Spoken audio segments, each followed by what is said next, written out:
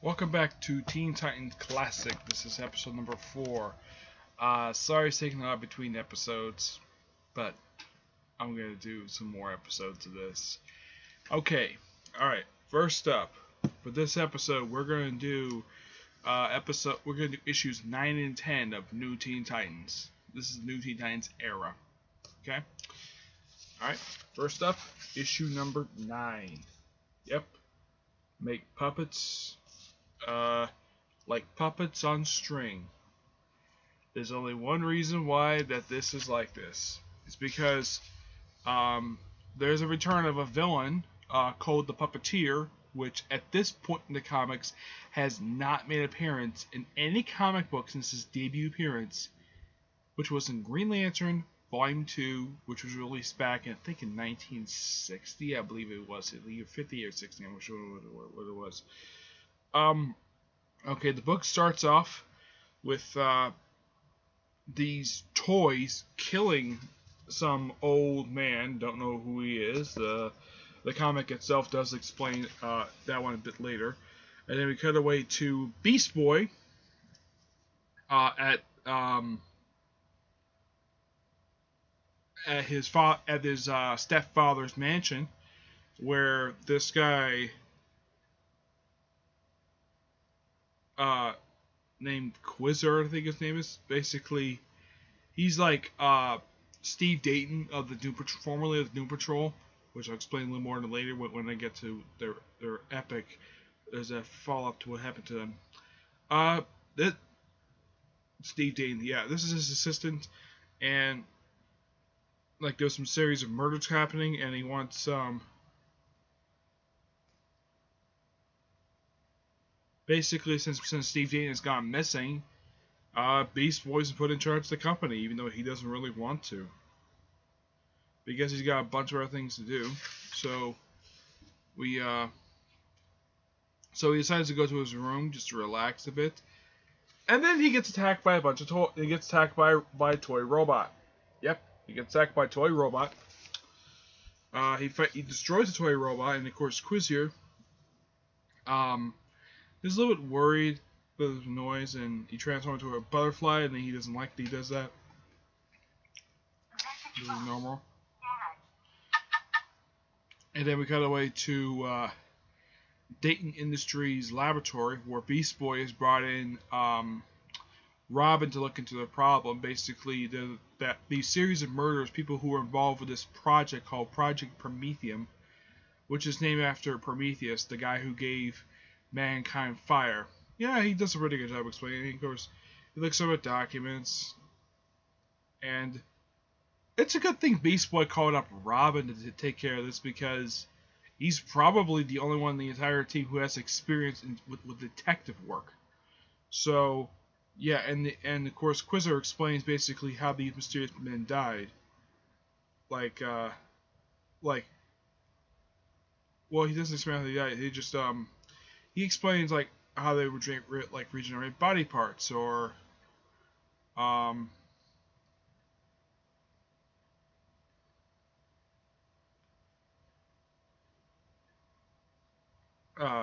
coat metal to stop cars from crashing, and if it's hard to, it could cause a big explosion, tear apart the planet, even the universe itself. So they pitch in pictures basically of people who have been associated with the Promethean project. Let me take care of it.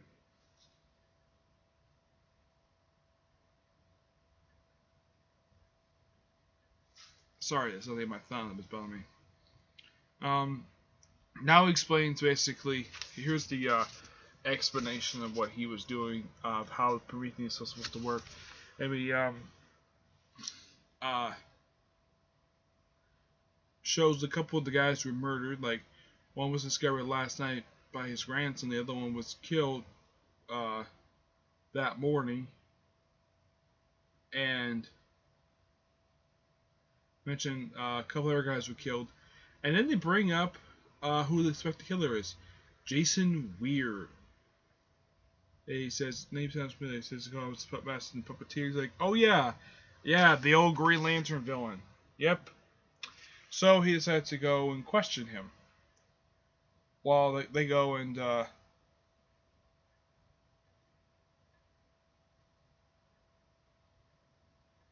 question why he does some stuff at the lab. And then Queer's like, oh, I hope there's no second thoughts of hiring superheroes. Okay. And then we cut away to him just checking my text. Alright. And then Robin and Beast Boy decided to go to this guy's last known address. And as soon as they open the door to go into his balcony, they supposedly spot him. Then he shoots them. Then then Beast Boy transforms into a snake, tries to bite him, and he turns out he's made of metal, and it turns out he's not actually real. He's a robot. Yeah, the Puppeteer had a reputation for building robots, just like some other Marvel villains do that too. So they escape, and the apartment just blows up. Where Puppeteer, who's quietly away, sees. And it turns out the reason why he's doing this is because he's asked by Hive, the organization that sent Deathstroke out to the Teen Titans. Yep, Hive. So yeah, basically because he wanted to kill Beast Boy, and if he didn't kill him, and He-Man's get involved, and he kind of knew that, and they knew that.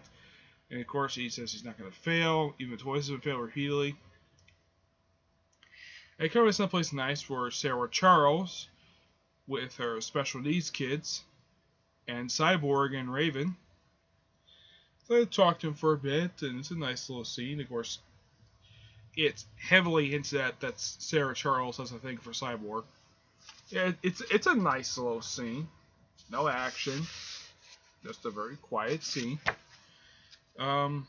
Sees supposedly someone in shadow, and it's a Batmite robot, and of course he explodes and supposedly takes control of Cyborg. And of course he just tries to attack Raven with it. So what does Raven do? She contacts the others. First she contacts Wally. And he took a leave of absence from the team, but he has to come back. And then we cut away to a studio where Terry is looking at asking Starfire for opinion of this particular dress, and she asks him asking him to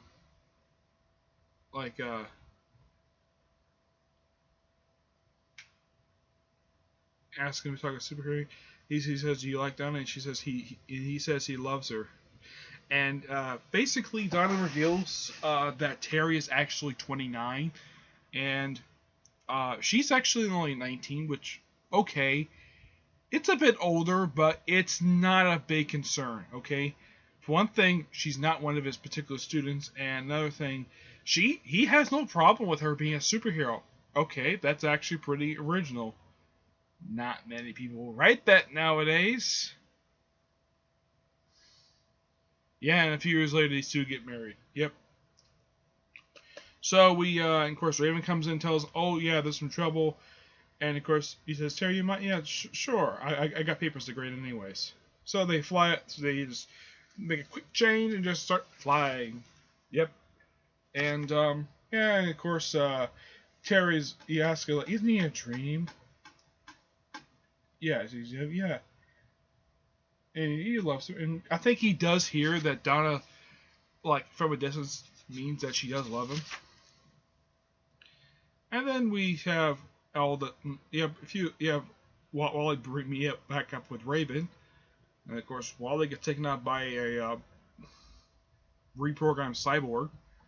And of course, Starfire and Wonder Girl show up, and they get attacked by Cyborg.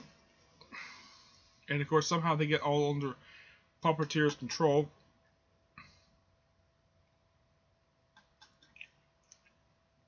The Robin speaks to the board of directors of Data Industries, but just basically giving an update to what's going on. And then Raven comes in and says, Attackbot Force is going to take over.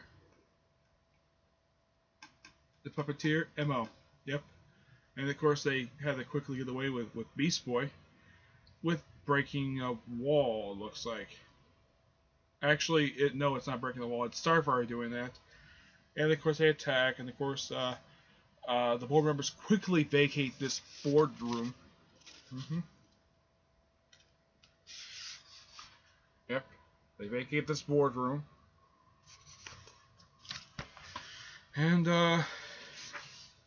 we see that Live continue fighting. Yeah, just fighting between the Teen Titans, fighting amongst themselves. And of course, somehow they eventually do free all the Titans who are under their control.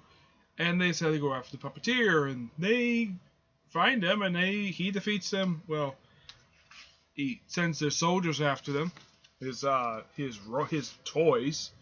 Basically, you think of the Puppeteer as like a poor. You think of like the Green Lantern equivalent to the Toyman in a way, except that he's a lot more deadlier. And they fight, and they destroy pretty much all of them. Of course, Puppeteer gets away. And then the issue ends, well, with Dayton Industries under fire. Like, placed under fire. And the issue ends with the return of Deathstroke for the first time since issue 2. Okay? And then we cut away to issue number 10. And I love this tagline. The Terminator is back. And boy, is he mad. You gotta love that cover. Yep. Book opens up with Deathstroke and Billy Wintergreen just talking while he's having a cup of tea, like trying to figure out a way to take him out of the Titans. Despite the fact that it was Hive who killed his son, he still blames Titans for it.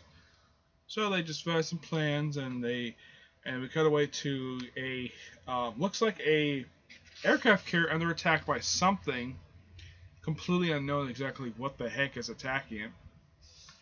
And I think most of the crew do escape from this aircraft carrier.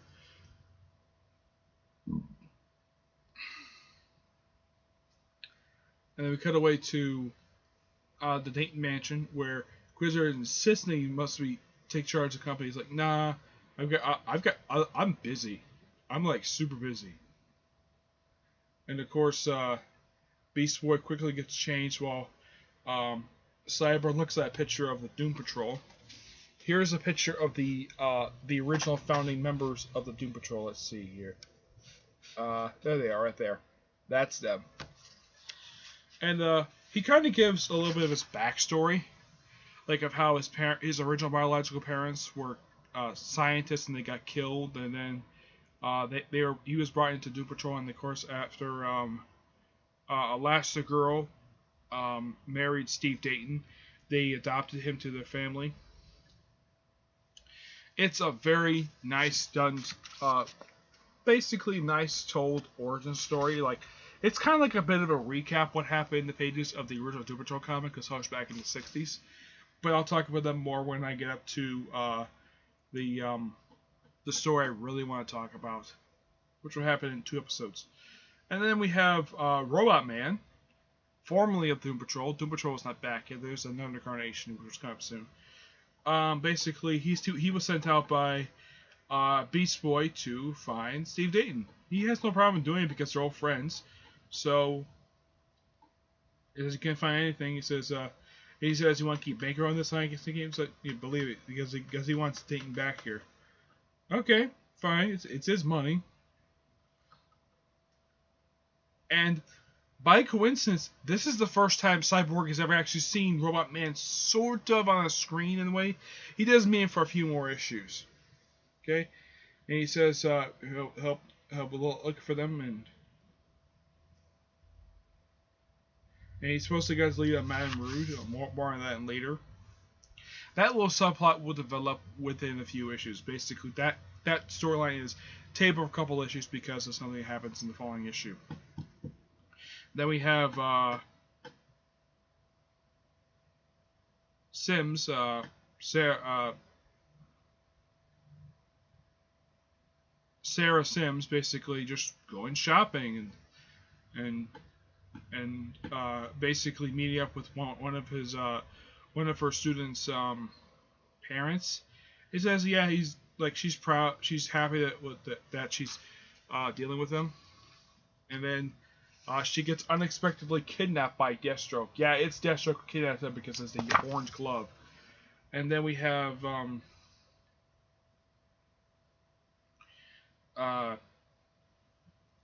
we cut away to some airport where these series of terrorists are basically bidding on something. Starfire, we see Starfire flying someplace, don't know where. And of course, she gets supposedly she gets taken out by Deathstroke. She gets hit by Deathstroke, and of course they fight for a few pages. He doesn't defeat her. It ends in sort of a draw when a building's about to fall on people, when Cyborg and not Cyborg, when Starfire saves them by nearly blasting them. And of course we have talk about Project Prometheus, what happened in the previous issue. Deathstroke just goes back to his base operations, and of course and the Titans take out their Titans jet, which I think that I don't know if it's explained yet, but I think Beast Boy is paying for this thing, and there's two of these things. Yeah, this is the Titans jet. Nice little jet. I mean, it's fine. They're a superhero team. They're allowed to have their own flying vehicle. I mean, the Justice League is known for having one. Why not the frickin' Teen Titans? So I think at this point, I don't think they have them because they had teleporters. Yep. He says he has no interest in going to fight right at the moment. He has to go home, back at Titan's Tower. And they get back there, and it pretty much looks like everyone's like sloshing around, waiting for something to do. Oh, not something to do. Basically, like Deathstroke is back, and of course they hear him talking over them. And Cyborg is upset because he's got Sarah, which is a girl he likes. Yeah. And of course they say, I think, all on with one jet, and they just go and just take on Deathstroke. And he's threatened to kill her, but he lets her go. And of course the Titans basically participate in some kind of game where supposedly they defeat them. And of course Hive comes in, basically bids on the Teen Titans. Of course they take all these competitors, and then basically because what happened in issue 2, Deathstroke takes out these Hive agents. Yeah, because they never crossed him, so he crossed them back. And then of course Titans show up, and of course they supposedly pick it up, and they fight at this place, and of course they take on these soldiers. Deathstroke is trying to get away. Of course, Beast Boy fights him for a bit, and the issue kind of ends with Beast Boy supposedly dead, and Deathstroke getting away. And that's it for that issue. So, what I think of these two issues? Issue 9 was a good these two are very good standalone-ish issues. Seeing the return of an very old villain in the form of the Puppeteer, which at this point, this has been probably the first time in 20 years he's been seen in the comics.